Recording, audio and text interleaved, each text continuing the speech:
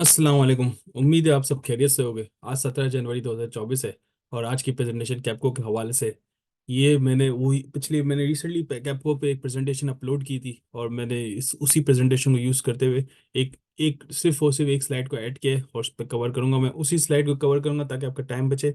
और पिछली प्रेजेंटेशन का मैं आपको लिंक डिस्क्रिप्शन में डाल दूंगा ताकि अगर आपने देखनी है तो देख सकते हैं।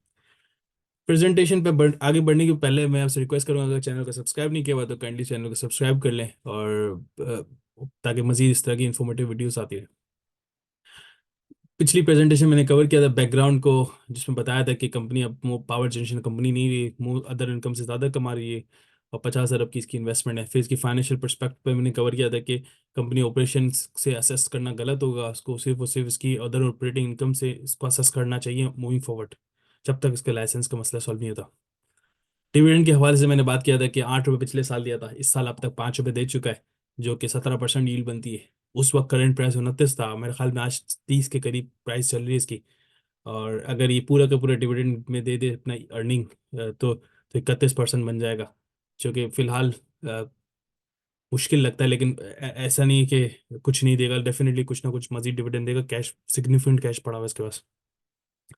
और फिर आज नहीं कल जो न्यूज़ इन्होंने स्टॉक एक्सचेंज में सबमिट की, जिसमें बोला गया कि कंपनी ने एक बिड प्लेस की है कि एक कंपनी को एक्वायर करने के लिए।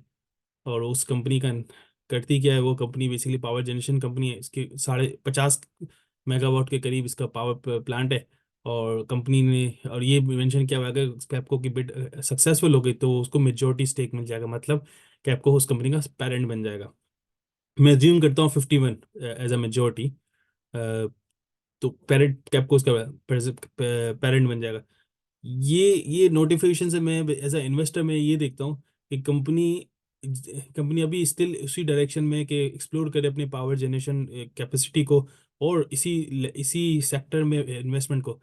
तो इससे ये पता चलता है कंपनी यही फोकस करी कि पावर जनरेशन में इसको फ्यूचर में काम करना, और इस तरह की बेट्स प्लेस कर रही है और ताकि इससे जीते और अपनी एक्सपर्टीज को यूज करते हुए इसको चला सके सक्सेसफुली। अच्छा, इस कंपनी की जो मैं बात करूँ, जो कंपनी सामने मेंशन हुई है, तिनागा जेनरासी लिमिटेड, तो ये कंपनी का मेगा पावर प्लांट 49.5 मेगावाट है, जो कि कैपको के हब से कंपैरिजन में बहुत छोटा है। कैपको का मेरे ख्याल में 1600 मेगावाट है। आ, आप रिविजिट कर सकते हैं पिछली साइड मुझे, और इस हिसाब से कैपको के सामने बहुत छोटा है। लेकिन एक ही चीज़ इसके इसी साइज के मैं अगर दूसरी कंपनी बताऊं जो हमारे स्टॉक एक्सचेंज में लिस्टेड है, उसका नाम है अल्टर्न एनर्जी लिमिटेड। इस पे भी मेरी वीडियो ज़रूर है, जिस पे मैंने बताया था। तो अल्टर्न एनर्जी से ये मैंने स्क्रीनशॉट लिया स्टॉक एक्सचेंज से, और ये इसके अकाउंट से जो उसमें मेंशन करते हैं। 32 मेगावाट इसकी ग्रॉस कैपेसिटी है, नेट कैपेसिटी थोड़ी सी कम होगी। तो ये जो नई कंपनी को बिड किया प्लेस किया है, ये अल्टर्न से ज़्यादा बड़ी है। फर्स्ट थिंग, वो अल्टर्न करेंटली 22 रुपये पर ट्रेड कर रहा है। कैपको की अगर इन्वेस्टमेंट लेस से अगर 51% का भी स्टेक है बीइंग मेजोरिटी, तो आप भी समझ सकते हैं तकरीबन कैपको के शेयर होल्डर को आधी इसी के कमोबेश आधी प्राइस का बेनिफिट मिल सकता है ईपीएस पे।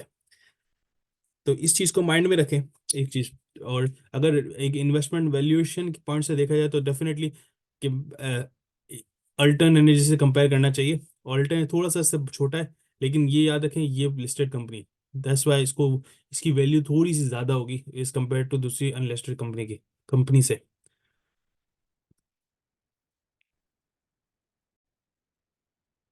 तो अगर इसकी बिड सक्सेसफुल हो गई तो डेफिनेटली शेयर कैपको पे एक पॉजिटिव इम्पैक्ट इसका नजर आएगा मूविंग फॉरवर्ड। इमीडिएटली नहीं आएगा, डेफिनेटली इसमें टाइम लगेगा, इसके अकाउंट्स में थोड़ा इम्पैक्ट नजर आएगा। तो ये चीज़ मैंने आज की प्रेजेंटेशन में हाईलाइट करनी थी, एक चीज़।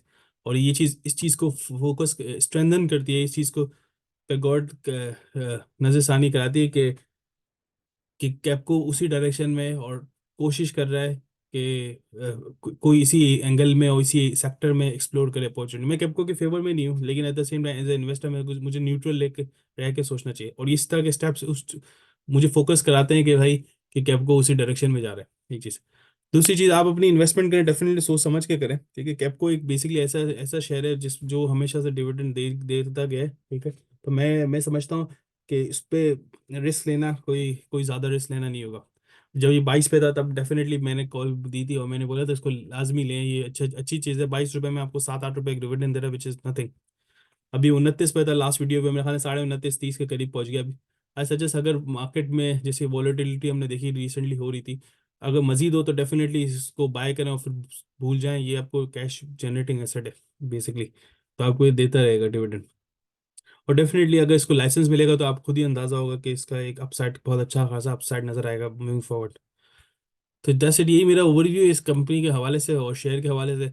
और आप अपनी इन्वेस्टमेंट करें और रिसर्च करने के बाद करें, मेरी प्रेजेंटेशन के बेस पे डिसीजन नहीं लें। इसकी सीधी सीधी वजह ये कि आपको खुद भी कॉन्फिडेंस होना चाहिए आप किधर इन्वेस्ट कर रहे हैं।